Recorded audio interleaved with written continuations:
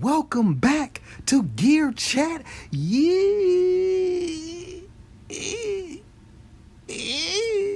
Welcome back to Gear Chat University. Ding.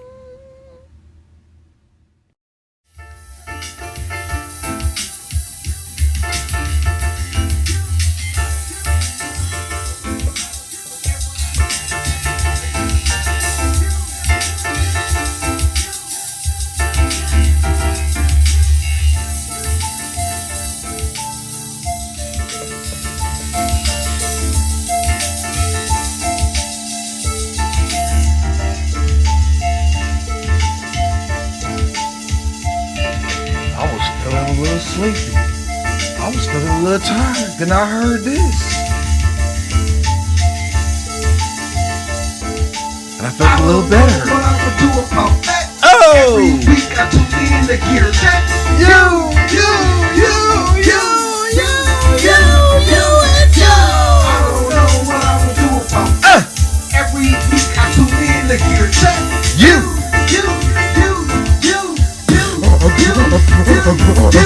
I don't know what I will do about that. Oh! Every week I tune in to Gear Chat.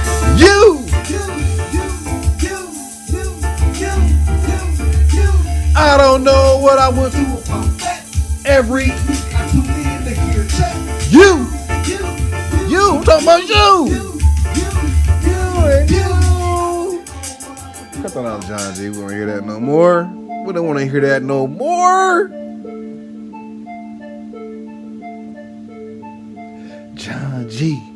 John G. Wipe the cold out my eye. See who's this paging me and why. John G. TV. I'm back again, talking out my mouth, out my pie hole. Pie coming. That's how you do it, baby. Hey, so check this out. Yeah. John G. TV. All this stuff that came out. Where we at, John G? Where we going today? You know what I'm saying? Where we going? Well, I'm gonna just let you into my mind. What's been going on up in here? Up in my cranium. I can't seem to just stop thinking about this MC707. So I just seen just about all the videos. You know, Loop Op, obviously, both beats. I saw Accurate Beats video on it. I believe last night or yesterday. And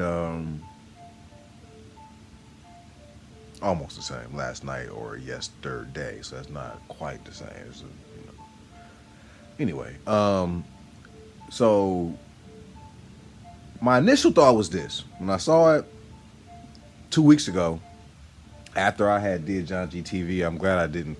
I was gonna come back and post and like talk about everything. And when my first looking at it was like, yo, I can't believe Roland made a groove box that doesn't do this, doesn't do that, because it didn't appear like all the first videos. They weren't just the way people demonstrate or show stuff is really key, because the first showings, I just wasn't seeing a lot of things that I thought you should be showing immediately. But anyway, so I'm thinking like, yo, this ain't what's up. But after watching videos over the couple weeks now, I'm seeing that it's actually, Roland just has their way of doing things. And so it's not necessarily the Electron workflow in terms of the sequencing, but it's very, very programmable, whereas you can go in and meticulously do things at certain points, and obviously you have the motion record. After looking at it, man, I've been looking at it, this groove box is interesting. The fact that the drum tracks, you get 16 tracks on one track for drum tracks, and you can load samples in 1 minute samples into each of those six. So really one track could be a whole beat. You can have a whole beat playing or done on one track. You have 8 tracks, but if you're using all drum tracks, really you have.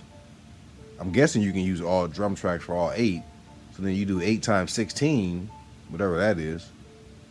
Alexa, what's 8 times 16? 8 times 16 is 128. There we go. I didn't want to sound stupid. So let's have Alexa help me out. All right. 128, now y'all already knew that. I know some of y'all knew that already. 128 beats that you could essentially, or tracks rather. Yeah. Tracks that you could have going all at one time. If you have all 8 drum tracks and then a different sound on every track, you could have 128 tracks cracking at one. Now with the polyphony, I don't know if it's gonna be able to, play. I'm sure it's not. You're gonna something's gonna cut out at some point. I don't know what the polyphony is. So, but that's pretty. Yeah, that's pretty.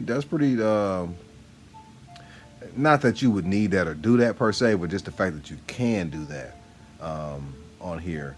The price, I think it's fair. Now, I heard Accurate say, which I thought was pretty interesting, was that his spin on it was that the MC707, I don't know if he's thinking this or if he was saying this is what is being said, so don't quote me exactly on how he presented it, but something to the fact that basically the TR-8S, this is what the TR-8S should have been, is what the MC707 is. So I thought that was interesting. And I mean, yeah, the fact that it's the S is for sample, but it's not a sampler. That's the difference. So, but yeah, I kind of, I can see where you're going, but I can see Roland too, because now we add sounds into it. Bam, call it a groove box. Yeah. So with the after just looking at all the videos, man, looking at this groove box, I'm thinking like I definitely, me personally, I wouldn't get it over the Octatrack or the Deluge. I would probably get one of those before I would get the MC707. But yeah, I think the MC7, as far as the MC101, yeah, if you, I guess, the size is, now thinking, okay, so with that being said, now that I know that you can have a drum track that's 16 tracks, well, now that the MC101 actually don't make, is not bad, because you could do like I could do a full beat. I could do a beat on one track. All I need is one track, really. 16 tracks is all you. 16 tracks is plenty. I mean, how many tracks do you need? How many tracks do you use? I'm always amazed when I see DAW and someone has a beat playing. I'm like, God, I don't, what the fuck is it? It'd be like 30, like, that's amazing. Like, some of these genres of music, like, there's really that much going on to create what I'm hearing? And then when they start bringing in, you realize it's just a layering thing, so, but for how I make beats, like, I've never used, I think 16, I think I've struggled at doing that, but you just basically doing a whole lot of layering, just to, in my sense, just to say that, okay, I use 30 tracks. I mean, I can use 30 tracks, but it's gonna be like just a bunch of layering kicks and snares, and layering the melody parts, different instruments but the same notes or whatever, and so on and so forth. So I don't know, but how many tracks do you really need? So when you look at it like that, the MC101 might be a slick little buy, because it's so small that by it being so small, you can put it, I think to me, the only is that it doesn't sample. Like, that's the if it's sampled, I think that would really make it so that you would want to take it and set it next to something and go ahead and just start sampling and getting your groove on or whatever. But by it being this loader, like the Moto or the Model, whatever they call that thing, and what else does that? What else does that? That's about it, I think. Yeah, the Moto play samples. Oh, circuit, but see, I don't even. circuit, that ain't even, it was never even designed to do that. Like they added that after the fact, so I can't even look at that and say, because that was never its initial offering. Um, yeah, so it's really, I think it's just that in the modal. So it's just a, oh, and I'm sorry, the Boca sample, same thing. You can load samples, but it can't sample. It's not a sampler. It's a sample player. Whatever. So that, to me, that would have been, I don't know why they didn't just make it sample. I mean, geez, like they would have really, Roland would have really, like, I think y'all would have sold so many of them one-on-ones if you'd have just had the ability to sample, not load samples. I mean, yeah, that's a nice alternative to be able to do that. Like if I can't sample, all right, let me load samples. All right, nice alternative. But it would have been nice to be able to sample, because then I can just set the box next to whatever and just start sampling. And that's what I liked about the Digitac. The Digitac makes you want to sample, because you just, because once you get it in there, what you can do with the sample is ridiculous. So that's what makes a sampler to me. One of those things that makes it great is the fact that you can just literally pull up and plug in and just start sampling what's around you, and start grooving out. So, but yeah, back to the one-on-one. Like, it's a lot of things about it that I do like. I think that it will be a great buy for the right user. You put that together with the TR8S. I mean, I'm thinking like that to me, that's kind of overkill. Like, geez, you got a whole drum sample player over here that doesn't sample. It's not a sampler, rather. And then you got the groove box. Like, that's a lot. Like, I've always struggled, because to me, I'm so used to being in the box, making everything in one box, that one thing I must say that I've kind of been struggling with is being able to put several pieces of gear together to create a quote unquote band and then groove out, because I have the inclination to always want to just make a beat on one thing, and the other ones are just like, what do I even, like, why do I need y'all? Like, I don't need y'all. Like, I can just do everything here. Now, some stuff like a synthesizer where there's just a riff going, that's different, because then you need a drum machine or something. Well, for me, a drum machine to give it the beat. But with drum boxes and like a groove box, like, to me, that's I don't need nobody else. Like, but that's just because that's how I came up. That's just how I've been making beats forever. If I'd have came up in a different world where I was always using multiple pieces of gear, then it would be different for me. You'd probably be into MIDI, real heavy and all of that.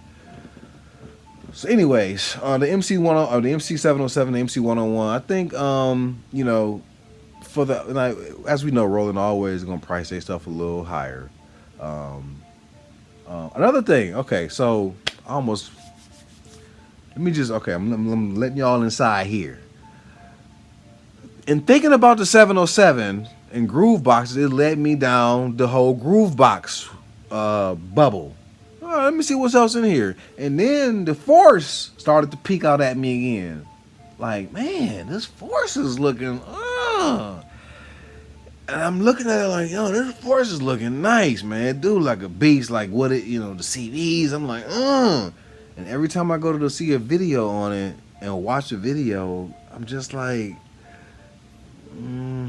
something about it just looks like it's clumsy. Nah, like, I just, maybe not right now. I just, like, a lot of it has a certain appeal that really sticks out to me. I think it's just the actual gear itself. But when I look at the workflow and I look at how people use it, it's just the people that's using it look like they're a little clumsy. They never look solid. Like, you know what I mean? Like, it's always like a little versus people that know gear, they moving. You don't see no hiccup, really, if that makes sense. So, I don't know. It just seems like I'm always looking at videos where it leaves me going, nah, that ain't for you, John. Not right now. So next to that, to looking at the Force and kind of almost thinking like maybe I should get the Force over the 707. I get that. Yeah. Then it led me to think, what will Behringer do? They have not made a groove box yet. They just hired some person. They just got a higher up at Cord. Boom, got him over to at Behringer now. So as we know, Behringer wants to start making more original gear. So first they came out with the clone, the master cloner. Now they finna start making original stuff. And I would be really interested to know what will Behringer do when it comes to a groove box. Are they gonna copy a certain style, or are they gonna come with something new, or is it gonna be, it's just interesting. I don't know. I'm really very interested to know what Behringer is gonna do with the groove box, because as you gotta know, it's coming. It's just a matter of a year or 2 or 3 before we see the Behringer groove box, similar to, I'm imagining the core elect tribes. But I can't wait, because I'm a groove box fanatic. I love them. This is how I started out with groove boxes. So it's always been like my first love, is a groove box. So yeah, man, Behringer, man, what are they gonna do? What are they gonna, like I said, be interested to know what kind of flavor they come with, or are they gonna just carbon copy, or do they carbon copy 3 things from 3 different people and then make one piece? Like, that's something I ain't gonna say we have not seen, because that's probably not true. I know that ain't true. But it'd be dope if Behringer were to come, or anybody were to come along and make it. Arturia, have they made a groove box? They made the drum blues? Yeah, no. I don't consider the mono circuit a groove box. That's Novation. Yeah, Arturia does not have a groove box, do they? I don't see them making a groove box, though. I don't know if I would like an Arturia groove box. Yeah, I don't know. That'd be interesting too, though. How would they come with a groove box? Because it's gonna have them buttons. That's what I can't see, a groove box with the Arturia buttons, the gray knobs or whatever. That would be a little weird. It seems like it would sound plain. I don't know why I feel that way. I don't know if Arturia doing a groove box. I mean, they got all those sounds. I'm sure it would be dope. If they got all those dope virtual instruments. If they were to load the ability to put like their the Arturia V synth, whatever, I forgot what the name was, but that collection in the groove box, ooh, yeah, that could get nasty. Because then it'd just be a matter of, once you get access to the sounds, being able to sequence them in a ridiculous way, have the effects, have some modulation, capabilities. Hard for me to say that word. If that was there, yeah, Arturia, that could be interesting, dude, because they already got the software side is there, so it wouldn't be too hard to think that they could probably make a slick groove box. Because they don't have one, right? Am I tripping? Do they have a groove box? They got drum machines, they got synth. They don't got no Arturia. Yeah. Groove box? I still ain't seen my Micro Brute 2.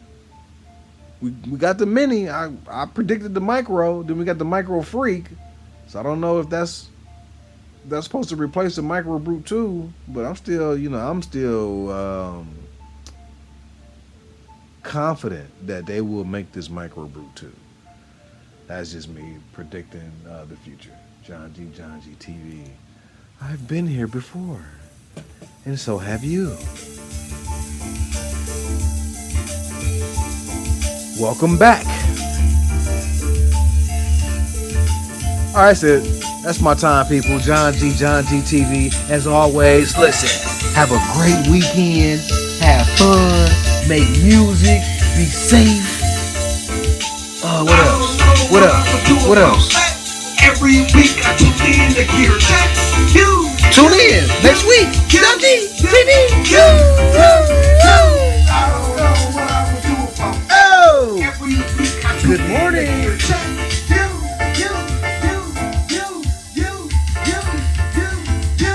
I don't know what I would do about that. Every week I tune in to Gear Check. John G TV.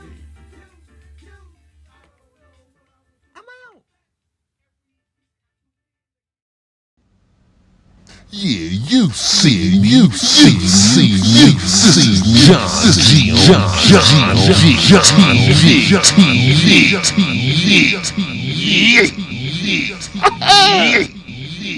TV.